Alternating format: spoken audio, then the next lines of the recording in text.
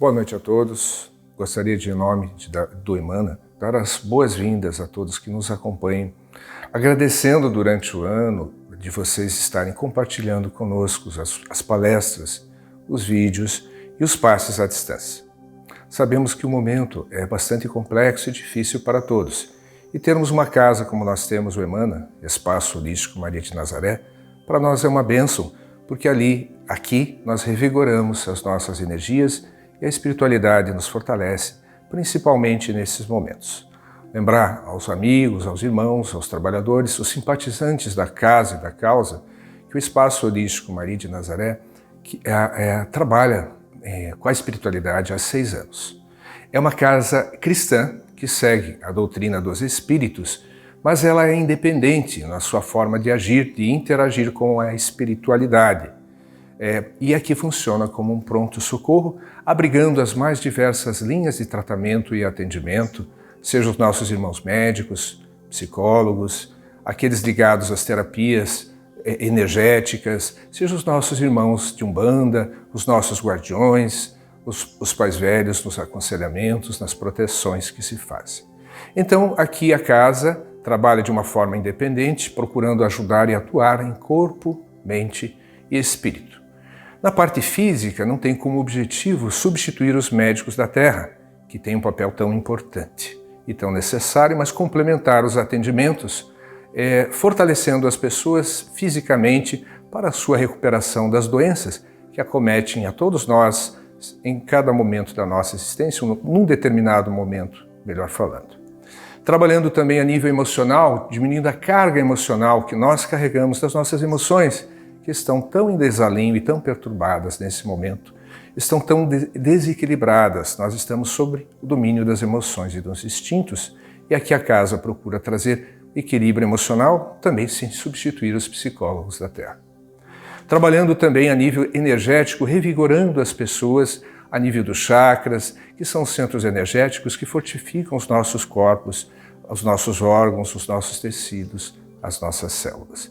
E principalmente espiritualmente, afastando as imantações que carregamos através do pensamento, das energias que nós plasmamos das emoções, das perturbações, por assim dizer. Então nós trabalhamos a nível espiritual, ajudando que a criatura possa se melhorar e colaborar na sua reforma íntima, na sua renovação interior, buscando valores cristãos de amor, perdão, gratidão e devolução. Então entendemos que aqui é um pronto-socorro espiritual que abriga todos, independente da religião que professam, porque aqui é uma casa de Maria, da Mãe Maria, e ela já tem 6 anos dessa tarefa. Optamos por, nesse momento tão difícil, mantermos a casa aberta. E manter a casa aberta com os trabalhadores aqui na casa, aqueles que não faziam parte do grupo de risco, mas que pudessem, à distância, entendendo que o pensamento nosso é energia, e essa energia é canalizada, é reforçada, é fortalecida e transmitida para os irmãos que nos assistem ou que recebem o atendimento à distância, seja através do tratamento de saúde, seja através das irradiações, ou logo após os passes, as palestras e passes que acontecem de forma virtual na casa também.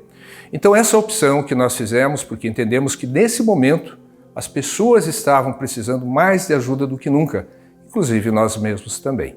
E ao mantermos-nos conectados com a espiritualidade que dirige essa casa, com o Mestre Jesus e com a Mãe Maria, assim nos fortalecemos e agradecemos sempre a oportunidade de servir, principalmente neste momento tão difícil. Então, nesse momento, meus irmãos, vamos estar conectados uns aos outros, com a espiritualidade que nos acompanha, nossos protetores, espíritos familiares, anjos da guarda, os nossos mentores, e conectados à Mãe Maria, que é todo amor, a Jesus nosso Mestre, amor, sabedoria, justiça, para que recebamos não só o conhecimento, mas as energias balsamizantes, pacificadoras, equilibrantes que essa casa emite, e possamos entender o significado daquilo que é positivo e implantar nas nossas vidas, na nossa forma de pensar, na nossa forma de agir, na nossa forma de ser. Então, conectados uns aos outros, entendendo que ninguém é melhor que o outro, mas que se faz necessário a união de todos para que do esforço coletivo nós possamos acessar as correntes divinas do bem. Façamos juntos o Pai Nosso e Ave Maria. Pai nosso que estás nos céus, santificado seja o vosso nome. Venha a nós o vosso reino. Seja feita a vossa vontade, assim na terra como nos céus. O pão nosso de cada dia nos dai hoje e sempre. Perdoai as nossas ofensas, assim como nós perdoamos aqueles que nos têm ofendido. E não nos deixes cairmos em tentações e erros, mas livra-nos de todos os males. Ave Maria, cheia de graça, o Senhor é convosco. Bendita sois vós entre as mulheres, e bendito é o fruto do vosso ventre, Jesus. Santa Maria, Mãe de Jesus, rogai por nós, pecadores, agora e na hora de nosso desencarne. Que assim seja. Nossa casa, ela segue a doutrina dos Espíritos. E nesse sentido nós temos que entender o que a doutrina nos oferece, que é o Consolador prometido pelo Mestre Jesus ao anunciar o advento para os seus discípulos, dizendo que após mim viria o Consolador prometido, o Espírito de verdade, que relembraria muitos daquilo que Jesus falou e explicaria muitas outras que eram desconhecidas, como ou pouco conhecidas ou pouco esclarecidas, como a reencarnação e a comunicação dos Espíritos, por exemplo. Então, o Consolador prometido, ou a doutrina dos Espíritos, que cada um de nós segue, por assim dizer, a meu ver, tem 4 características principais. Ela é, de alguma forma, as 4 eu vou enunciar, consoladora, libertadora, encorajadora e esclarecedora. Então ela nos esclarece, por assim dizer, o motivo das nossas dores e sofrimentos, que tem causa, se não acontece nessa vida, é causada por vidas passadas, por desvios, enganos, por desequilíbrios, por más escolhas que nós fizemos na nossa história, seja dessa vida ou de vidas passadas. Nada acontece ao acaso, não existe uma vitimização, não existe uma injustiça, porque Deus é justo, é soberano, é misericordioso e amoroso. Mas o mecanismo da dor e do sofrimento, e agora como nós passamos até da própria doença, de alguma forma ajuda na evolução dos nossos espíritos quando aprendemos com essas dores. Ela nos faz entender que nós recebemos uma oportunidade, e essa oportunidade chama-se encarnação, e que nós temos um determinado tempo na matéria, e que aqui não é a verdadeira vida, e quando cumprimos esse tempo, que podemos prolongar ou abreviar, dependendo dos nossos hábitos, de vícios, de como nós cuidamos do nosso corpo, das nossas emoções, e principalmente das nossas escolhas morais, ele terá maior ou menor tempo aqui na Terra, ou da nossa programação de vidas passadas. Então isso nos esclarece a trajetória do nosso espírito imortal. É consoladora, o segundo aspecto, é muito consoladora, porque é o Consolador prometido por Jesus, porque nos faz lembrar que nós vamos reencontrar aqueles entes que aparentemente estão perdidos, que nós dizemos, perdemos alguém. Na verdade, nós não perdemos porque não era nosso. Aquele corpo não era nosso, o corpo da outra pessoa não era nossa, o espírito não era nosso, porque o espírito pertence a Deus e cada um tem a sua trajetória, o seu caminho.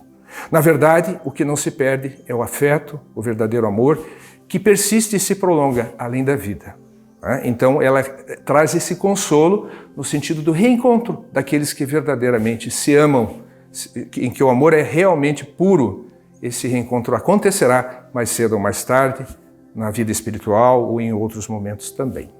A doutrina espírita é libertadora, nos liberta das amarras emocionais, morais, energéticas, daquilo que nós pensamos e plasmamos e que traz uma carga energética muito negativa na nossa vida, que nos adoece fisicamente, mentalmente e espiritualmente. Então ela liberta-se dessas amarras e nós conseguimos ser criaturas com uma fé mais raciocinada, com uma fé mais coerente, com uma crítica adequada, com uma autocrítica, porque nós não enxergamos no outro a causa das nossas dores, mas em nós mesmos e nas nossas escolhas, dentro daquilo que nós chamamos livre-arbítrio.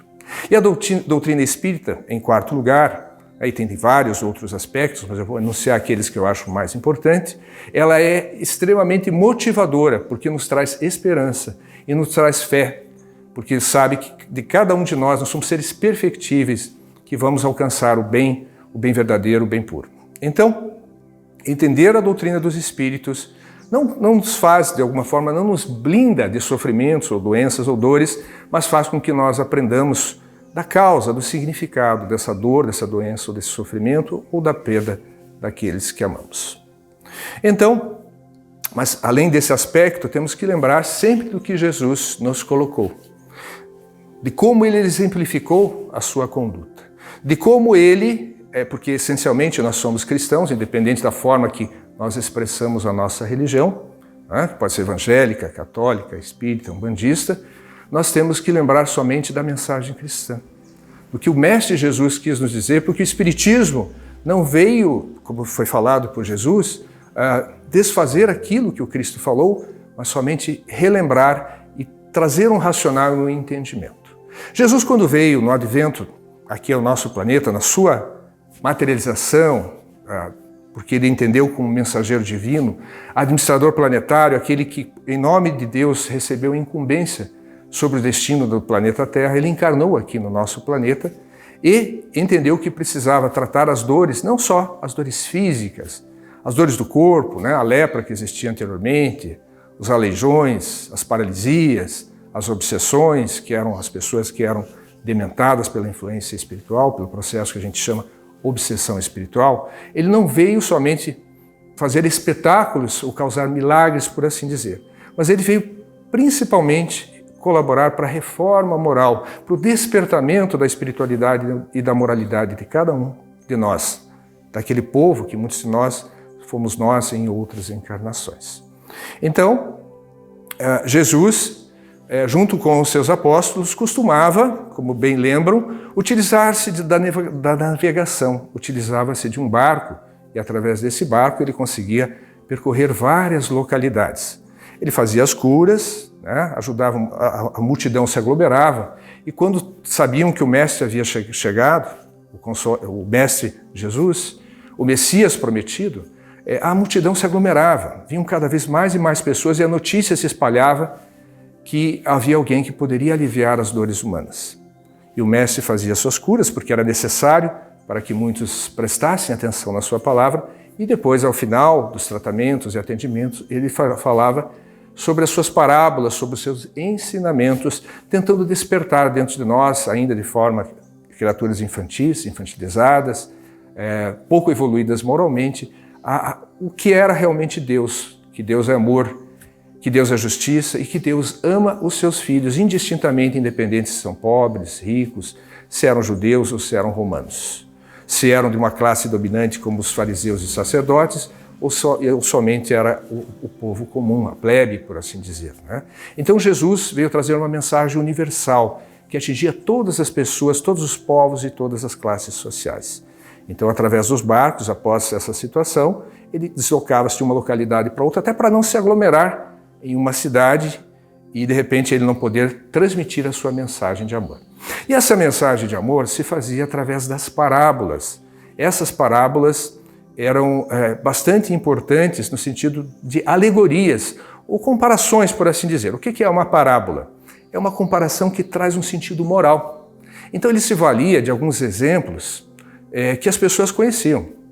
Então falava lá da parábola dos talentos, que era o dinheiro que era colocado debaixo da terra, o que você guardava, o que você escondia, falava do trigo, do grão de mostarda, falava do pescador, falava da ovelha e falava também das sementes que haviam no caminho e que, para nos fazer entender nessas comparações, como deveríamos proceder em relação aos tesouros ou aquilo que Deus nos confiava. Bom, então, meus irmãos, entendendo que nós somos essencialmente cristãos, nós precisamos entender o que Cristo quis nos dizer e o que nos vale nesse momento em relação a uma parábola, que a parábola nada mais é do que uma comparação daquilo que existia em determinada época e cultura e que possibilitava o entendimento daquele povo por exemplos daquilo que ele vivia. Então, quando ele falava dos pescadores, do peixe, quando ele falava do trigo, do joio, separar o joio do trigo, quando ele falava do grão de mostarda, quando ele falava das oliveiras, quando ele falava das ovelhas que tinham voltado ao seu redil, onde está o seu pastor. Então ele usava exemplos que agricultores, pescadores, pessoas simples pudessem entender. Mas as pessoas não entendiam, de certa forma, o sentido oculto, o conteúdo do que aquela palestra queria dizer. E necessitamos então entender o que Jesus quer nos falar, e principalmente hoje, a palavra do Cristo, Ele que governa o nosso planeta, Ele que está acompanhando esse processo de dor e sofrimento coletivo, nos estimula a refletir e a pensar da forma que nós devemos agir e proceder. Então peço permissão aos irmãos de ler uma parábola para que juntos possamos refletir no seu conteúdo. Parábola do semeador. Naquele mesmo dia, Jesus, tendo saído de casa, sentou-se perto do mar e se reuniu ao seu redor uma grande multidão do povo. Por isso ele subiu num barco, onde se sentou. Todo o povo estando na margem, ele lhes disse muitas coisas por parábolas, falando-lhes desta maneira. Aquele que semeia saiu a semear, e enquanto semeava, uma parte da semente caiu ao longo do caminho, e vindo os pássaros do céu a comeram. Outra caiu nos lugares pedregosos, onde não havia muita terra. E logo nasceu, porque a terra onde estava não tinha profundidade. Mas o sol, tendo se erguido, em seguida a queimou, e como não tinha raízes, secou. Outra caiu nos espinheiros, e os espinhos, vindo a crescer, a sufocaram. Outra, enfim, caiu na boa terra, e deu frutos, alguns grãos rendendo 100 por 1, outros 60 e outros 30. Que ouça aquele que tem ouvidos para ouvir. São Mateus capítulo 13, versículos de 1 a 9. Escutai, pois, vós outros, a parábola do semeador. Todo aquele que escuta a palavra do reino e não lhe dá atenção, o espírito maligno vem e arrebata o que havia semeado em seu coração. É aquele que recebeu a semente ao longo do caminho. Isso nos faz refletir, meus irmãos, daqueles que muitas vezes estão na vida como que de passagem e somente de forma instintiva, só para comer, beber, dormir, ter vida sexual, procriar, e estão indiferentes. Estão voltados somente para as necessidades materiais. São criaturas que ainda não despertaram para a espiritualidade e para o entendimento de por que estarmos aqui encarnados, qual é o nosso propósito. Então, não prestam atenção na palavra, naquilo que o Mestre quer nos falar, nos advertir, nos despertar. Por isso, as situações da matéria, dos prazeres, da vida, etc., do dia a dia, o faz como se fosse uma multidão de zumbis, como nós estamos vendo, sem falar de forma desrespeitosa, em relação às pessoas que não param para pensar, para refletir e seguem determinadas posturas de uma forma assim, não de uma forma humana, ainda muito animalizada, por assim dizer. A outra situação que Jesus explica, aquele que recebeu a semente no meio das pedras é o que escuta a palavra e que a recebe na hora mesmo com alegria, mas ele não tem em si raízes e não está senão por um tempo. E quando sobrevêm os obstáculos e as perseguições por causa da palavra, a toma logo como objeto de escândalo e de quebra. Então, são aqueles nossos irmãos que ouvem a palavra, até de repente se entusiasmam, querem um milagre, acham que a sua vida vai modificar, ficam felizes como crianças, esperam milagres, esperam espetáculos, mas quando acontece alguma adversidade ou algo não saiu como planejado, como a pessoa programou, aquilo que ela pediu para Deus não veio, né? Ou muitas vezes uma condição material, um emprego, uma riqueza, um poder, seja o que for, uma pessoa que tentam de alguma forma amarrar ou apaixonar ou até fazer um trabalho para conquistar um ente que lhes atrai. Essas pessoas, quando não entram na essência da palavra, logo realmente perdem o entusiasmo e qualquer dificuldade ou dor faz com que elas desistam. São as pessoas, então, que são superficiais, por assim dizer. Elas não têm raízes, elas logo desistem, aquelas paixões logo as queimam e elas não têm um verdadeiro amor. Terceiro, aquele que recebe a semente entre os espinhos é o que ouve a palavra, mas em seguida os cuidados desse mundo e a ilusão das riquezas sufocam em si essa palavra e a tornam infrutífera.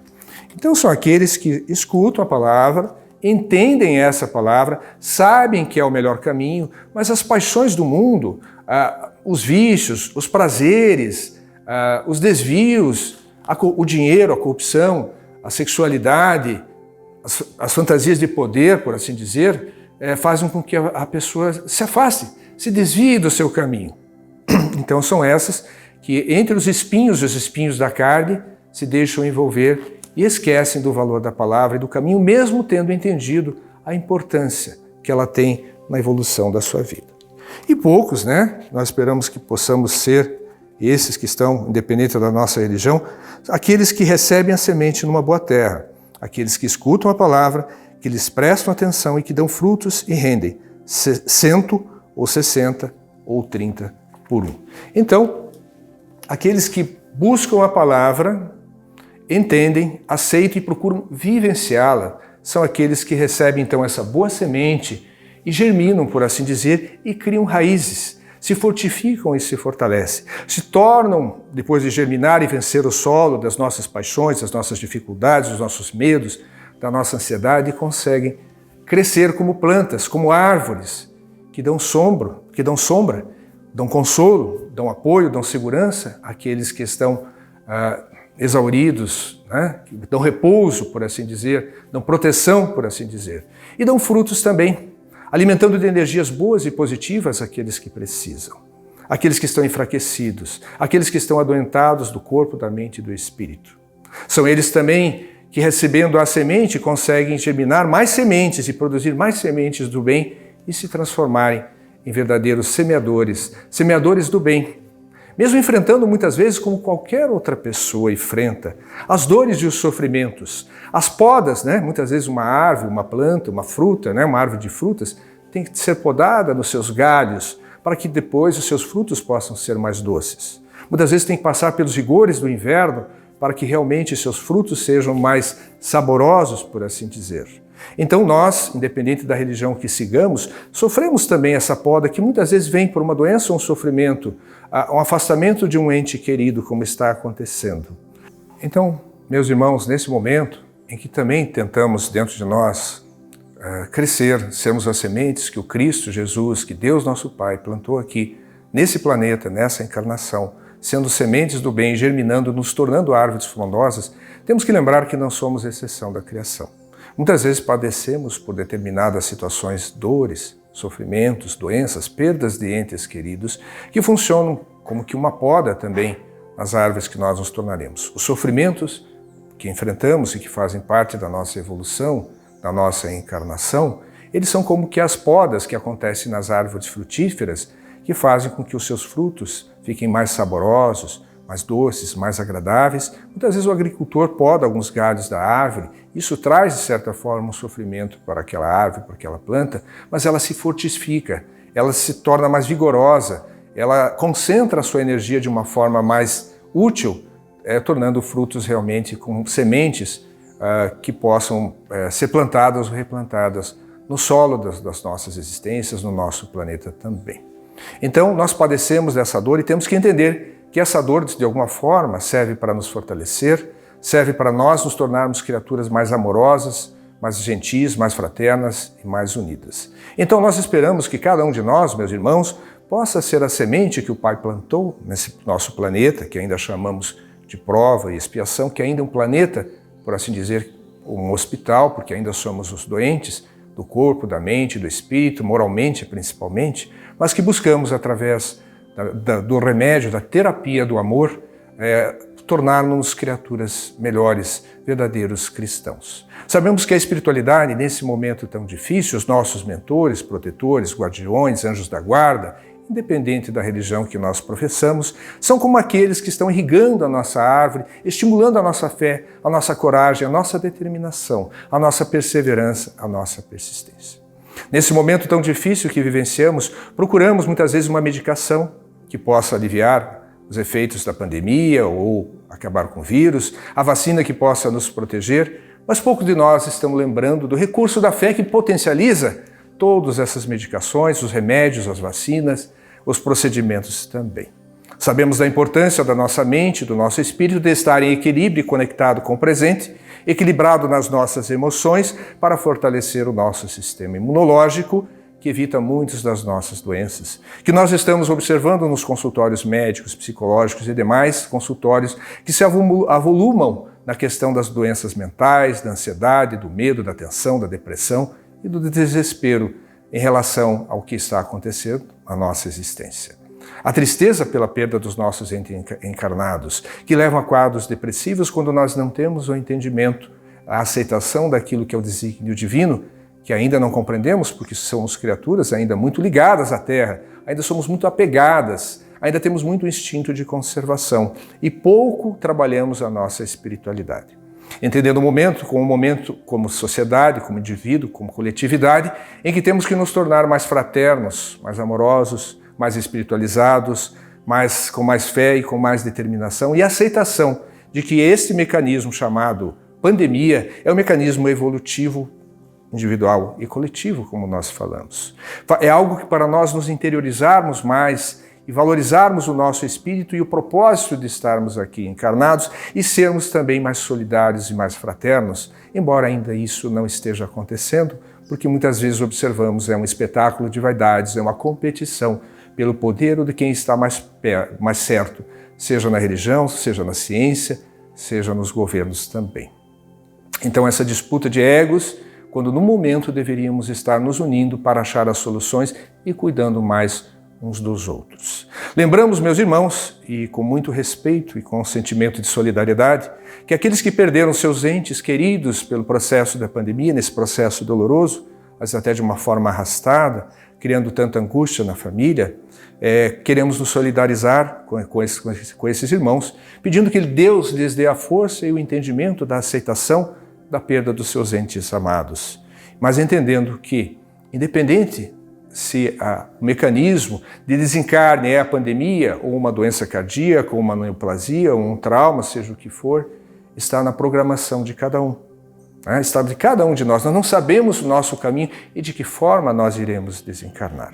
Mas muitas vezes esquecemos que aquele ente querido e ente amado, ele continua vivo em outro plano, em outra existência. E muitas vezes recebe aquela carga de dor, de desespero, de sofrimento, da falta de conformação daqueles que o amam. Naturalmente, sentimos saudade daqueles que partem e deixam o corpo físico, que se encontra desgastado, ou acaba se consumido, por assim dizer, por uma determinada doença.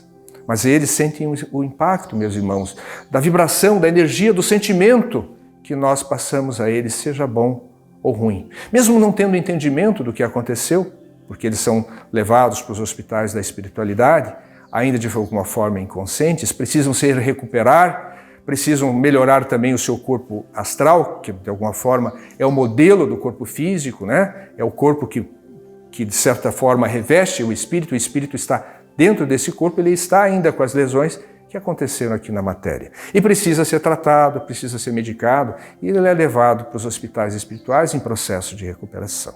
E essa recuperação muitas vezes não acontece de uma forma mais equilibrada, mais tranquila, mais serena, porque nós vibramos essa negatividade, vibramos o desespero e a aflição, em vez de estarmos vibrando para o ente amado que partiu do plano físico, amor, confiança, esperança, na certeza que nos reencontraremos. Assim que o espírito se recupera das suas lesões, que apresentou aqui na Terra, nos mais diversos mecanismos que levam ao desencarne, como nós já comentamos, ele começa a recuperar a sua consciência espiritual e se restabelecer e aceitar essa nova realidade. E essa aceitação depende também daquilo que nós emitimos para aquele que partiu. Quando nós nos apegamos de tal forma que queremos que aquele amado esteja ao nosso lado, e isso é natural, e nos desesperamos quando não sentimos a presença física dele, isso atrapalha nesse processo de aceitação.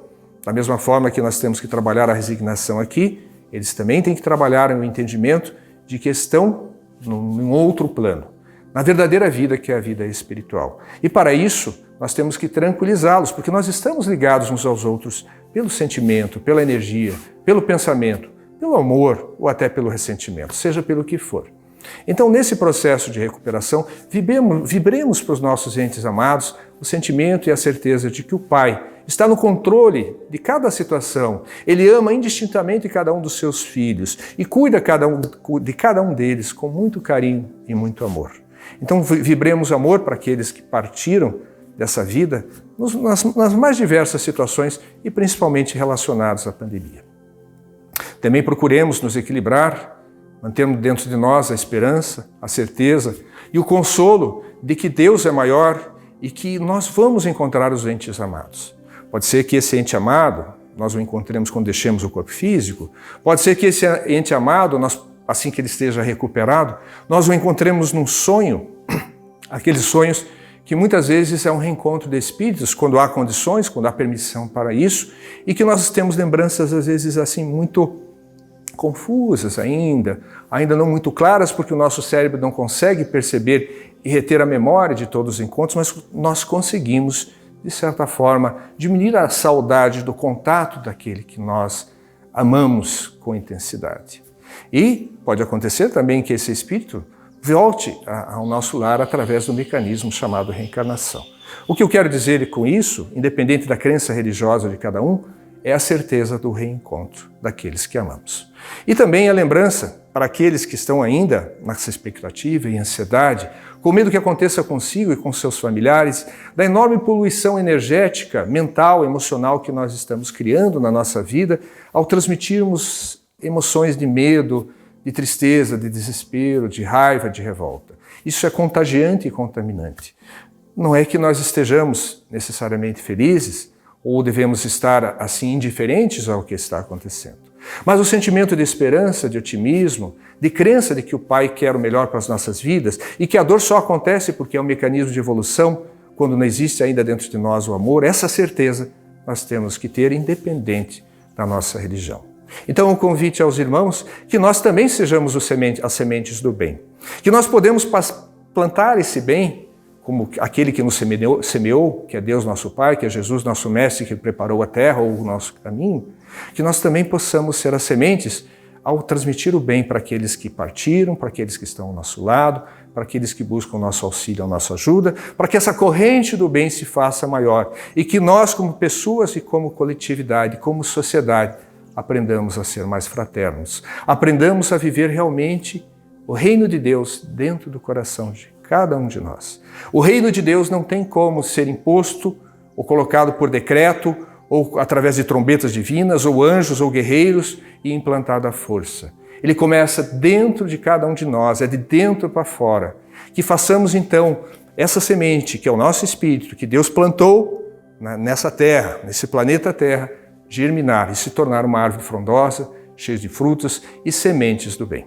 Essa é a mensagem que eu desejo dedicar aos irmãos e solidarizando em nome da casa com todos que estão sofrendo nesse momento, mas que nós possamos entender esse significado e que nós possamos propagar o amor que cura as nossas feridas, que cura as nossas dores físicas e morais, o amor da Mãe Maria, que essa casa é uma casa de Maria, que a Mãe Maria nesse momento está transmitindo amor para cada um dos seus filhos em dor e sofrimento, basta que tenhamos fé.